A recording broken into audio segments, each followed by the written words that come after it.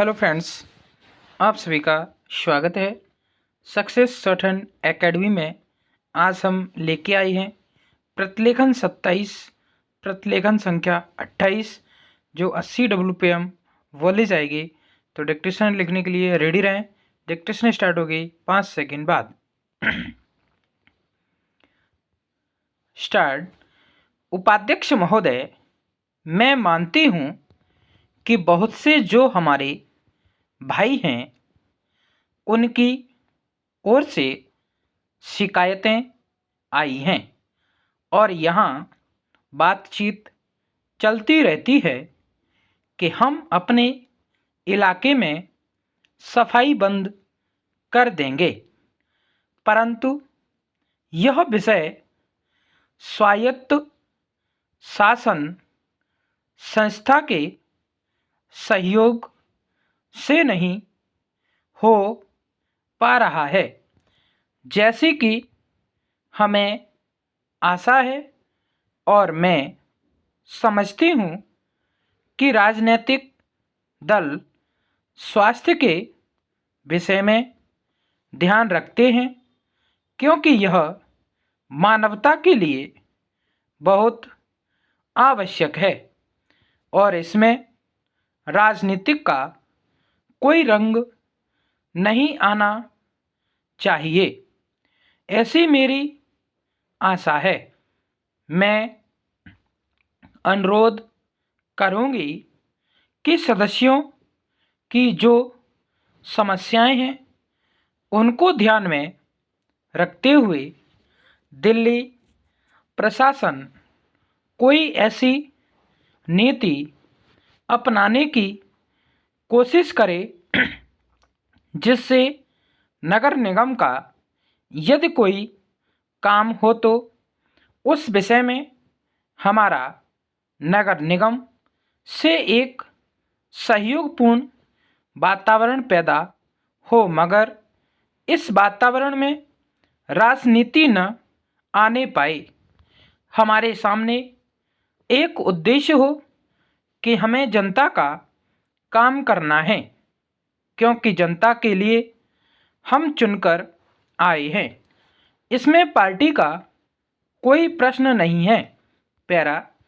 दूसरी बात, मैं यह कहना चाहता हूँ कि अनाथ बच्चों के लिए जो इस बजट में प्रावधान किया गया है कि उनके लिए केंद्र बनाए जाएंगे, तो मैं समझती हूँ कि इन केंद्रों के साथ साथ वे सहारा महिलाओं के लिए जो कि समाज में तिरस्कृत हैं, ऐसी महिलाओं के लिए जगह जगह इस प्रकार के केंद्र खुलने चाहिए जहां उन्हें रोजगार सिखाया जाए और साथ ही साथ आर्थिक रूप से स्वतंत्र बनाने की तरफ भी प्रयत्न किया जाए।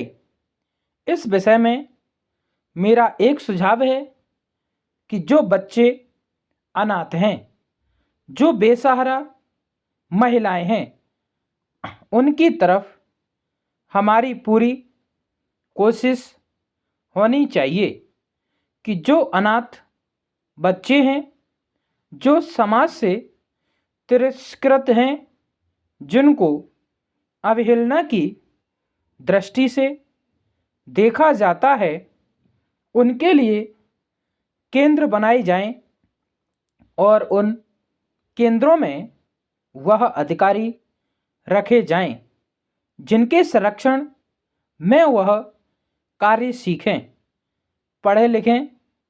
यदि इसमें बाहर के सदस्य हों तो वे ऐसे होने चाहिए जिनका जीवन सरकारी सेवा में ही बीता हो।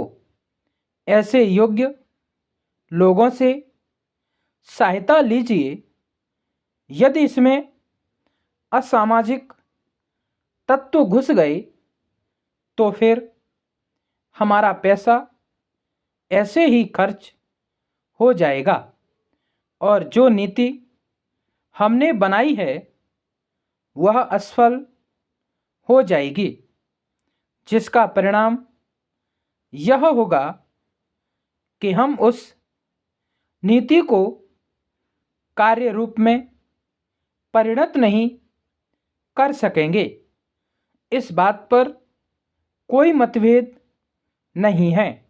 पैरा उपाध्यक्ष महोदय, रूस में भारत के जो मानचित्र प्रकाशित हुए हैं उनमें भारत के कुछ हिस्से को सही तरीके से नहीं दिखाया गया है।